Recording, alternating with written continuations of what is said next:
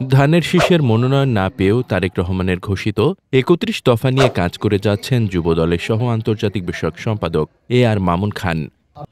আমরা যখন একটা ক্লাসে পড়ি, যখন আমরা কেন্দ্রীয় পড়তাম, আমাদের ক্লাসে রোল নাম্বার 1 ছিল, 2 ছিল, 3 ছিল, 4 ছিল, ছিল না?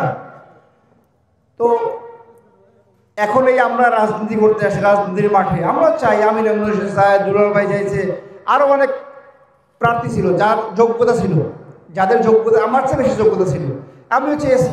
এখন এই যে আমরা একত্রিত হয়েছি বিকজ অফ দল বিএনপি, এই জায়গায় আমরা একত্রিত হয়েছি তারেক রহমানের জন্য, এই জায়গায় একত্রিত হয়েছি শহীদ রাষ্ট্রপতি জিয়া রহমানের আদর্শকে উজ্জীবিত করার জন্য।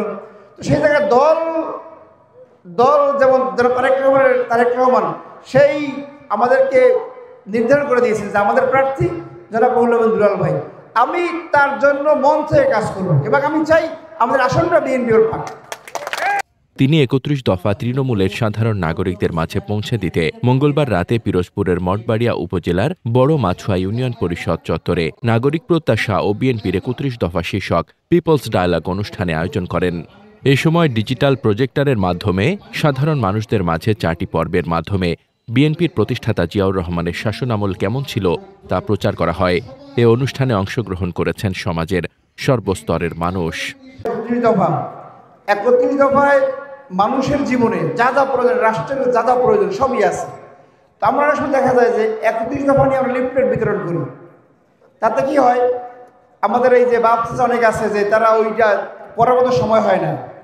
তো আমি চাচ্ছিলাম যে আমাদের এই অনুষ্ঠানের মাধ্যমে ৩১ দফা মানুষকে বোঝানো যে ৩১ দফায় মানুষের জন্য কি কি আছে। অনুষ্ঠানে উপস্থিত ছিলেন কেন্দ্রীয় যুবদলের সাবেক সহ প্রশিক্ষণ বিষয়ক সম্পাদক আরাফাত বিল্লাহ খান, বেতমোর ইউনিয়ন পরিষদের সাবেক চেয়ারম্যান এস.এম. ফেরদৌস রুমান, মঠবাড়িয়া উপজেলা কৃষক দলের সাধারণ সম্পাদক কবির হোসেন, মঠবাড়িয়া উপজেলা যুবদলের যুগ্ম আহ্বায়ক ওহিদুজ্জামান মিল্টন প্রমুখ। আমাদের মধ্যে লোকজন আছে দফা নাম্বার কোন জায়গায় কোনটা সে বলতে পারবে না, এদেরকে সরাসরি দেখানো এবং বোঝানো ৩১ দফা কি, কেন বিএনপিকে মানুষ বিশ্বাস করবে। এই ৩১ দফা প্রত্যেকটা দফাই পরিষ্কারভাবে লেখা আছে যে কেন বিএনপিকে মানুষ বিশ্বাস করবে। অনুষ্ঠানে বেতমোর ইউনিয়ন পরিষদের সাবেক চেয়ারম্যান এস.এম. ফেরদৌস রুমান বলেন, বিগত স্বৈরাচার স্থানীয় সরকারকে ধ্বংস করে দিয়েছে।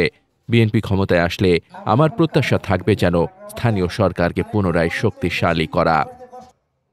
মোহাম্মদ শামীম রেজা, দৈনিক খোলা চোখ।